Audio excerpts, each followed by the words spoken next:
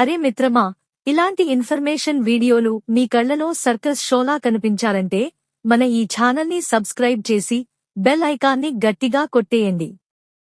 నాకు ఒక boy friend ఉన్నాడు. మేమిద్దరం రొమాన్స్ చేసుకుంటాం. పరస్పరం బాగా ప్రేరణ కలిగించుకుంటాం.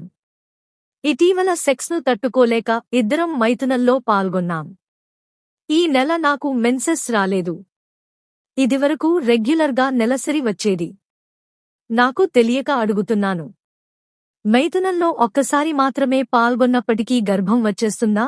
హలో, మీరు అడిగిన ప్రశ్న చాలా సాధారణమైనది మరియు ఇలాంటి సందేహాలు చాలామంది యువతీయువకులకు మొదటిసారి సెక్స్ అనుభవించిన తర్వాత వస్తాయి.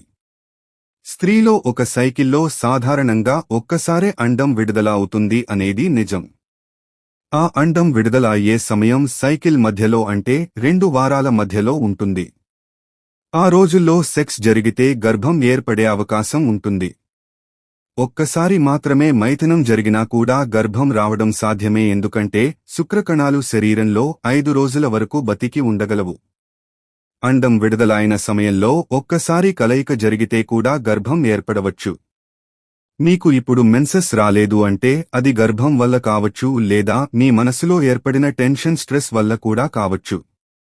ఇదివరకు రెగ్యులర్గా వచ్చేది కాబట్టి ఇప్పుడు ఆలస్యం అవడం సాధారణంగా గర్భం సంకేతం కావచ్చు, కానీ ఖచ్చితంగా తెలియాలంటే యూరిన్ ప్రెగ్నెన్సీ టెస్ట్ చేయించుకోవాలి. ఇంట్లోనే సులభంగా అందుబాటులో ఉండే టెస్ట్ కిట్తో మూత్రం తీసుకుని చేస్తే 2 లైన్లు వస్తే పాజిటివ్ అని అర్థం. ఇది సాధారణంగా మెన్సెస్ ఆలస్యమైన 1 వారం తర్వాత చేస్తే ఖచ్చితమైన ఫలితం ఇస్తుంది. ఇంకా ఖచ్చితంగా తెలియాలంటే బీటా హెచ్సిజీ రక్త పరీక్ష చేయించండి. ఇది చాలా సున్నితమైనది మరియు చాలా త్వరగా గర్భం ఉందా లేదా అని చెప్పగలదు. ఈ టెస్టులు చేసిన తర్వాత కూడా మీరు ఒంటరిగా నిర్ణయాలు తీసుకోకుండా తప్పకుండా గైనకాలజిస్ట్ డాక్టర్ని సంప్రదించండి. మీకు జరిగిన మొత్తం విషయం స్పష్టంగా చెప్పండి. డాక్టర్ మీకు సరైన మార్గదర్శకత్వం ఇస్తారు. గర్భం ఉంటే ఏమి చేయాలి అనేది మీరు ఇద్దరూ కలిసి నిర్ణయించుకోవచ్చు. ఇలాంటి సమయంలో టెన్షన్ తగ్గించుకోవడం ముఖ్యం, ఎందుకంటే స్ట్రెస్ కూడా మెన్సెస్ ఆలస్యం చేయవచ్చు. ఇక ముందు నుంచి సేఫ్ సెక్స్ ప్రాక్టీస్ చేయండి. కండోమ్ లేదా ఇతర కాంట్రాసెప్టివ్ పద్ధతులు వాడండి.